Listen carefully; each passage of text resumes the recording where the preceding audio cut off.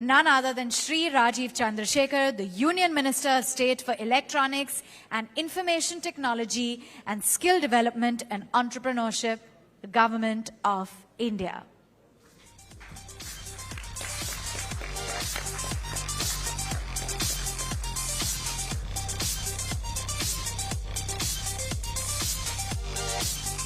So please join us on stage. A warm round of applause, ladies and gentlemen. And I would also like to request on stage Shri Vineet Jain, the Managing Director of the Times Group.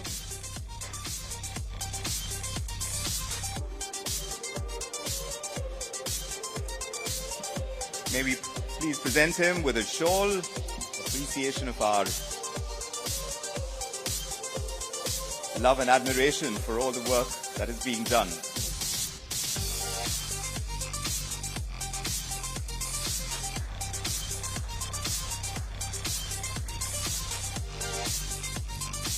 Thank you so much for that. I would request you, Mr. Jain, to please take your seat. And now I would request Mr. Madhav Das Gopalakrishnan, the Executive Editor at Times Now, to join us on stage for a fireside conversation with Shri Rajeev Chandrasekhar ji. Ladies and gentlemen, a round of applause.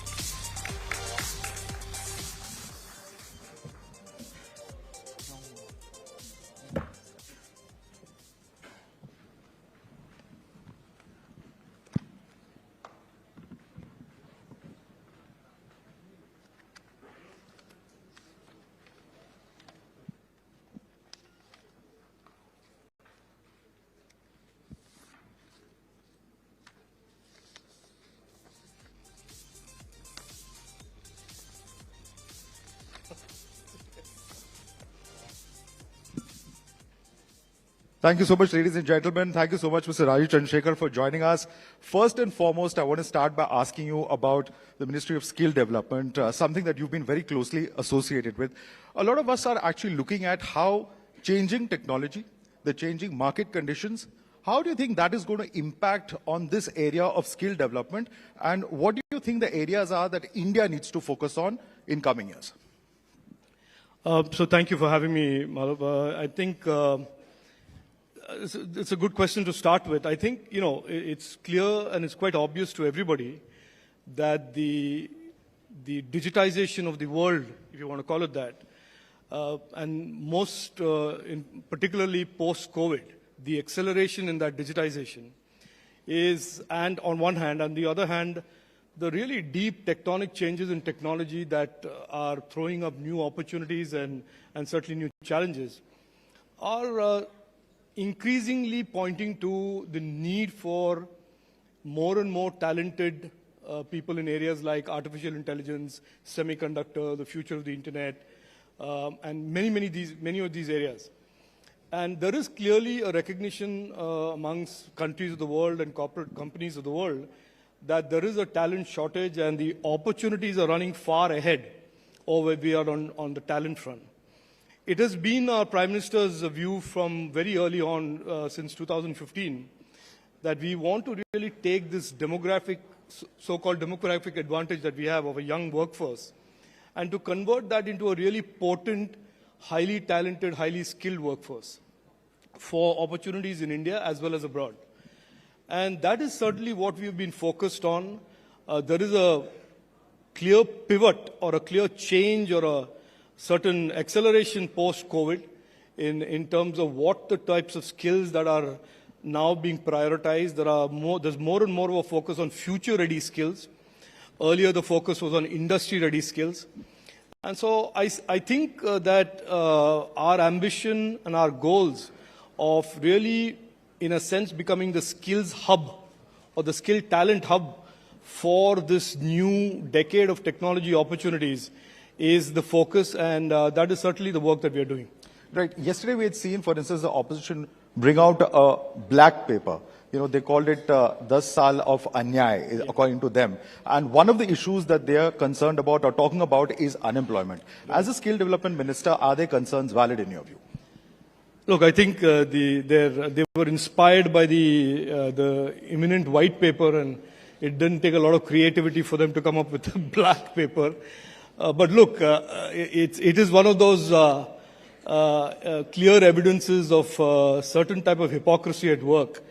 Because one of the facts that needs to be told and told again is that in 2014, when Prime Minister Narendra Modi ji assumed office, the total workforce in India was about 41 crore Indians who woke up every day morning, went to work, earned a living and looked after their families. And out of that 41 crore Indians that went to work every day, 30 crore Indians had no formal skills or education. 65 years after independence, that was the situation of the Indian workforce. And the Prime Minister doubled down after 2015 and has really been focused on addressing the huge majority of people in our workforce that did not have skills and give them skills. Why? Because the job opportunities that are today coming and that are being created in our economy, this fast-growing economy, the fastest-growing economy in the world, require skills. There is really no opportunity today that can deal with or can be provided to somebody that does not have either an education or a skill. So if anybody has done anything about providing the skills and enabling and catalyzing young Indians towards these opportunities that are being created in the economy, it is our government over the last 10 years.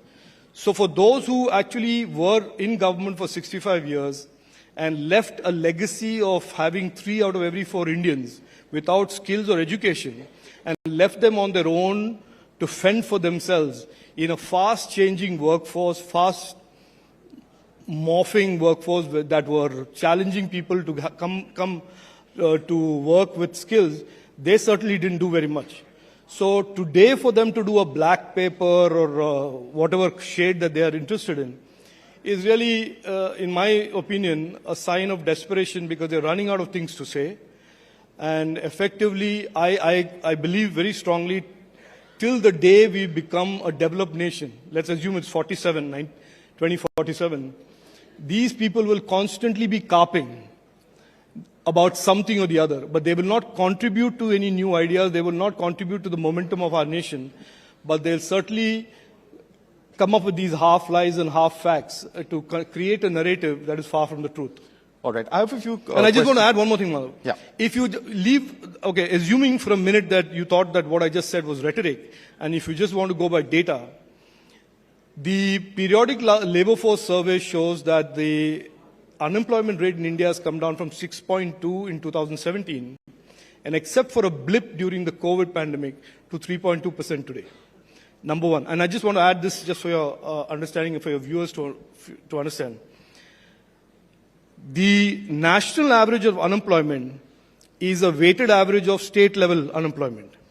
And the states that have the largest unemployment today are states like Kerala, states like Rajasthan, states that just had these so-called black paper authors in government till very recently. So there is a tendency to bandy these numbers around, hoping that people will not get behind the numbers and get into the numbers. But the unemployment numbers that are talked about and that I showed is declining, is still a weighted average of very high unemployment in some states, which is the responsibility of the elected government of that state, and which in many cases are the same people who are the authors of the black paper.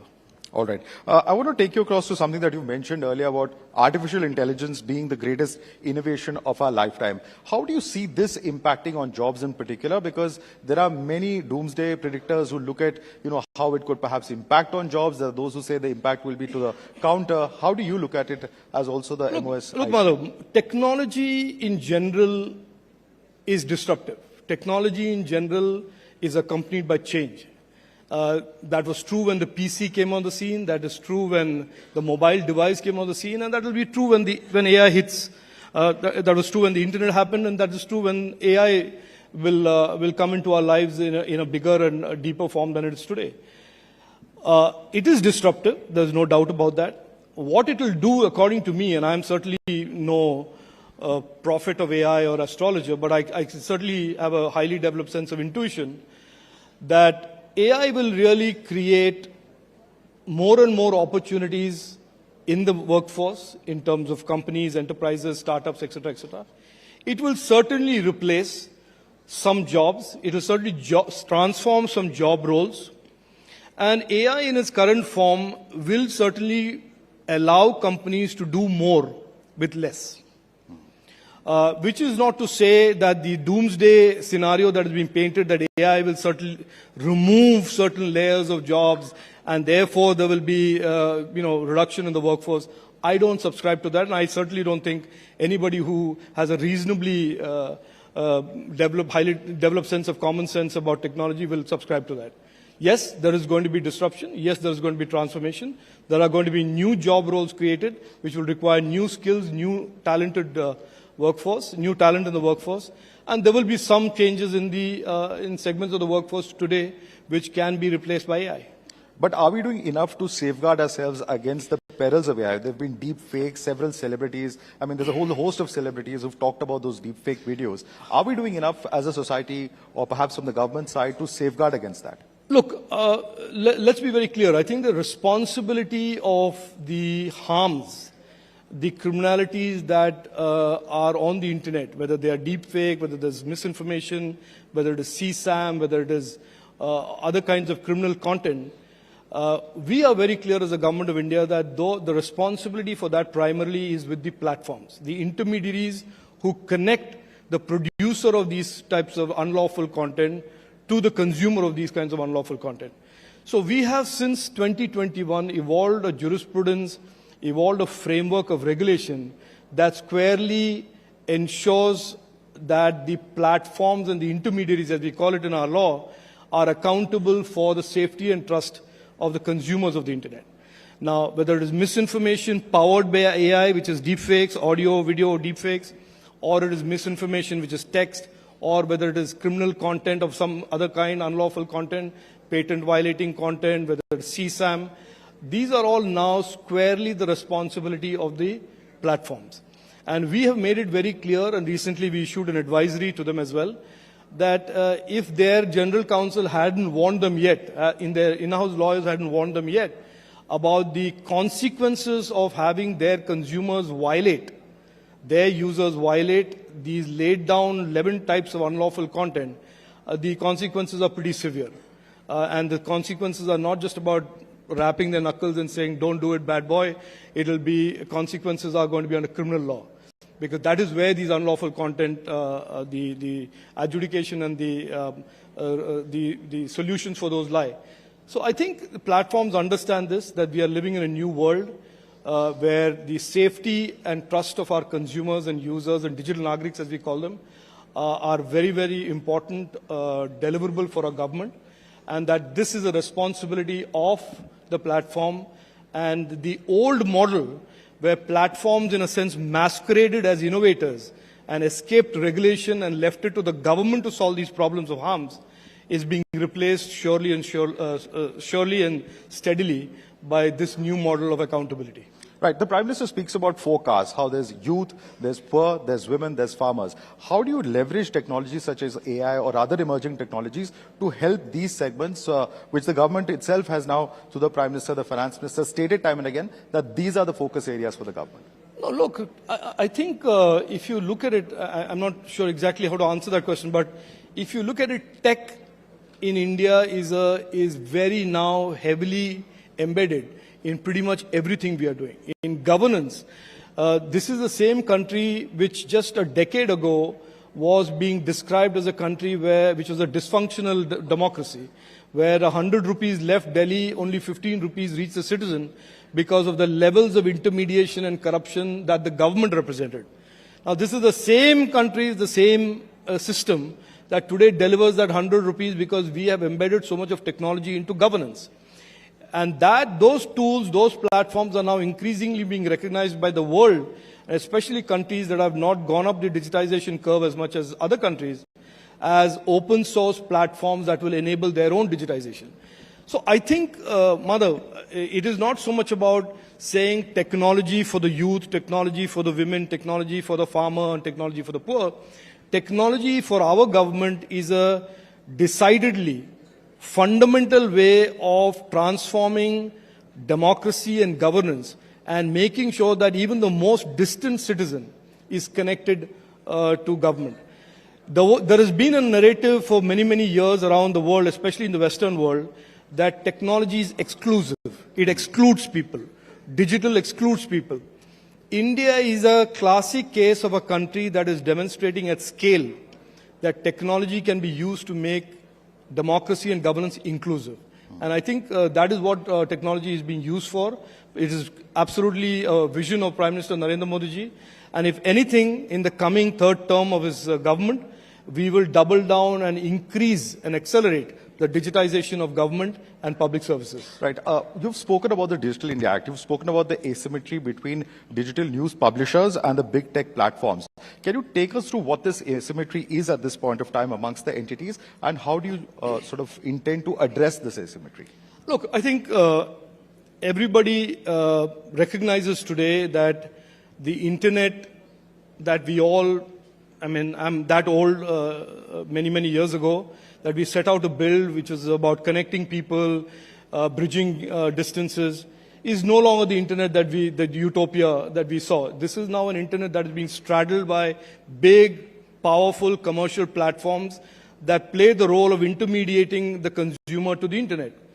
And these platforms have taken on not just size and commercial power and other kinds of power, but they also have started distorting a fundamental characteristic of the openness of the internet, which is choice for the consumer, the ability for the consumer to select without having to worry about whether that choice is being distorted by some platform in between.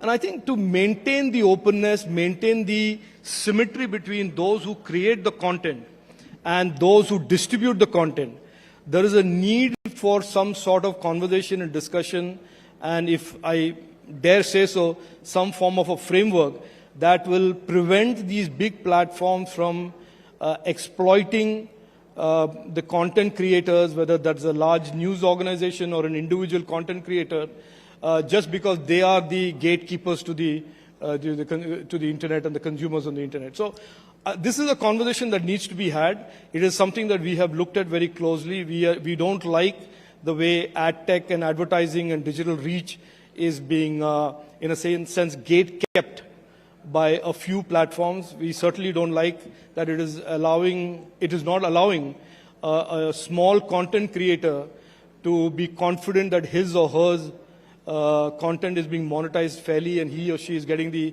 fair returns for that content. So I think this is a conversation which is a sign of our own mature thinking about the future of the internet and future of how these various commercial powers and forces will play out.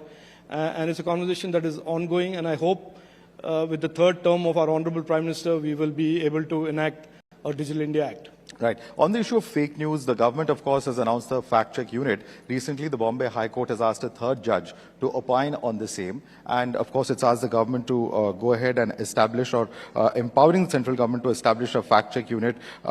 In light of what the Bombay High Court has said, there's been a lot of divided opinion as to what really constitutes the fact-check. There are those who are saying, how can the government sit in judgment about a news in which the government itself may be a party? I think some of these issues, Madhav, the debate is driven by people who really haven't understood it fully and still dive in and opine. You know, the internet, as somebody said, is now become a place where the Nobel Prize winner and the village idiot both have to talk to each other as if they were equals. So there is a lot of that going on. The fact-check unit of the government was certainly not meant to be anything other than help for those platforms who wanted to label misinformation but did not have any other way to label the misinformation except with help from the government. So this was about simply a way of making sure platforms were getting the help from the government to decide what is patently false and what is not patently false. But would you be okay with state governments, for instance, setting up? We've seen that happen as well recently. Look, I mean, I'm okay with you setting it up either, as well. But my point is that under the law, the internet can be regulated by the government of India. And the statutory powers for regulation come only to the government of India. So if a state government wants to set up a fact-check unit which will advise platforms on what is right and wrong about its government work or some piece of information about the government, they are welcome to do so. We have independent private fact-check units even today. So there is nothing wrong with fact-check units. I think Fact check units are meant to help the intermediaries discern very clearly what is right and wrong as an advice. It is not mandatory. We never meant the fact check unit to be binding on a platform. It would have just meant that the platforms label something as being disputed by the government. And so one judge felt that that was okay and the other judge did not. So, Yeah, my last question to you is about the PTM Payments Bank. A lot of startup CEOs written to the government. They've expressed concerns about the implications of this so-called regulatory action against the PTM Payments Bank. Do you think their concerns are valid? look, I don't want to comment on what is obviously an intervention by a statutory regulator. The RBI regulates the banking sector. I have only made one statement on this issue, and I've said whether you're a fintech or a startup or you're a iconic founder or whoever you are, the laws of the land apply. The regulators are the ones that oversee your sector. And if they decide something is wrong, you of course have the ability to appeal that. But that is the last word on it. And the sectoral regulators have absolute authority to oversee sectoral regulated entities. So, which is the case in the RBI, and I certainly, as a government, don't want to second guess the sectoral regulator. All right, thank you so much, Rajeev Thank you Chandrasekhar, for joining us and speaking. Thank you so much. Disruption and technology, two words that go hand in hand. That was a great discussion. Thanks very much, Mr. Chandrasekhar, for joining us. It's a pleasure having you with us, and Madhav for that discussion. Thanks indeed.